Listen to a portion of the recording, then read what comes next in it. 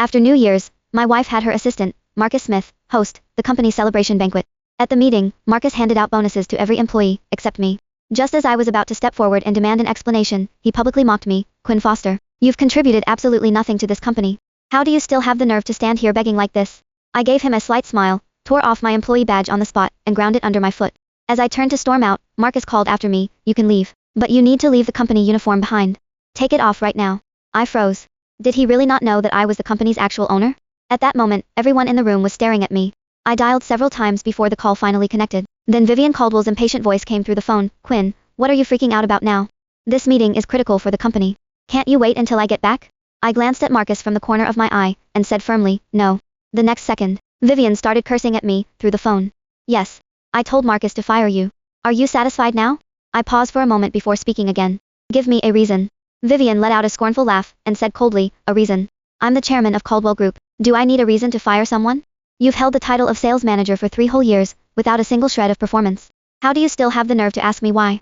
By the end, even though I'd turned the phone volume to its lowest setting, Vivian's voice still echoed throughout the entire conference hall. Quinn, listen carefully. My Caldwell Group doesn't support deadweight. After that final statement, she hung up directly. The room fell dead silent. Everyone just heard that, right? Even Vivian herself called Quinn deadweight. Why keep someone like that around? Marcus stood on stage, looking at me triumphantly. I suggest you pack up your things, and go home to sleep. Halfway through his sentence, he suddenly smiled at me. If you're going to live off someone, you should at least act the part. Don't you think I'm right, Mr. Foster? I looked at him expressionlessly, and let out a cold laugh. So what Assistant Marcus is saying is that I'm completely unnecessary at this company. Seeing me deliberately walk into his trap, Marcus' face lit up with glee. Well, what else? During work hours, you're either on your phone or playing games. You know absolutely nothing about the business. If it weren't for your relationship with Vivian, you would have been fired ages ago. Keeping deadweight like you at the company is just a waste of resources. I held up my index finger, and shook it gently. No. I think everything Marcus said before was correct, but there's one thing I disagree with. Marcus looked somewhat surprised at my confident tone. What don't you agree with? You don't actually think Caldwell Group can survive without you, do you?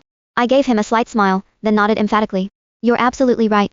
If I leave the company, Caldwell Group will collapse immediately. As soon as I finished speaking, the previously silent conference hall erupted. Oh my god, this guy is so full of himself. Caldwell is a publicly listed company, one of the top 500 nationwide. How could it possibly collapse because of one little manager? Exactly. This guy just relies on being the chairman's husband. He's been lazy for years, doing no work but taking a salary for 3 whole years. He's so disgusting. How can people like this even exist? Pretty boy, freeloader, just go die already. The cursing around me grew louder and louder, but I didn't care at all, because every single word I said was the truth. The reason Caldwell Group went from a tiny company, with just a few people 3 years ago to a publicly listed corporation with over 10,000 employees today was entirely because of me, or rather,